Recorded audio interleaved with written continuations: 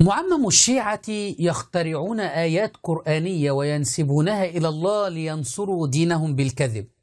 يستمعون إلى اتصالاتي على علماء الإمامية الاثني عشرية، وأنا أقول مثلا بما أنه جاء في بالصاد في سورة المزدلفة إن الذين كفروا سيدخلون جهنم لأنهم يعبدون الأصنام، ولأبين لعوام الشيعة أن هؤلاء المعممين لا يحفظون أسامي سور القرآن، وسقط في هذا كثير من المعممين، وقلنا لهم المزدلفة والتقوى والتحالف والتابوت لا يحفظون أسامي سور القرآن.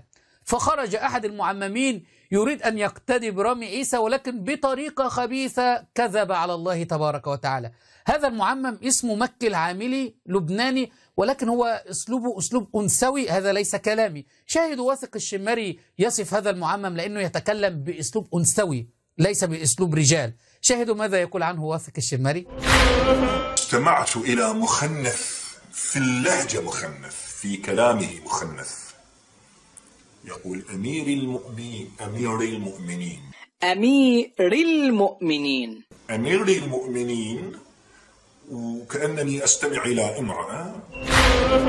هذا مكي العاملي الذي وصفه واثق الشمري بأنه كما استمعتم الآن اخترع آية وقال لما الله يقول وبشر الكافرين بأن لهم عذابا أليما، قال لما الله يقول لمن يقول الله وبشر الكافرين. وإياك أن ترقع يا مكي العاملي، واضح أن هذه لغة دارجة واضحة أن الله قال ذلك عياذا بالله. وفي الآخر اعترف أن هو كان مخترع هذه الآية ليكذب على المحاور السني الذي أمامه ليبين له أنه لم يحفظ هذه الآية مثلا وهي ليست آية. يعترف أنه يكذب على الله. شاهدوا. خلينا نسمعكم. على الجو الله لما يقول وبشر الكافرين بأن لهم عذابا عظيما، الخطاب للكفار ولا للمسلمين هنا؟ للكفار والكل شخص يصل له. أحسنت. شفت يا عيسى الفاروق، شفت جهلك. أصلا ماكو هكذا آية بالقرآن الكريم، حتى القرآن الكريم ما تقرون. وعبالكم بس هذا الاتصال؟ لا شلون دور الأبطال بذا؟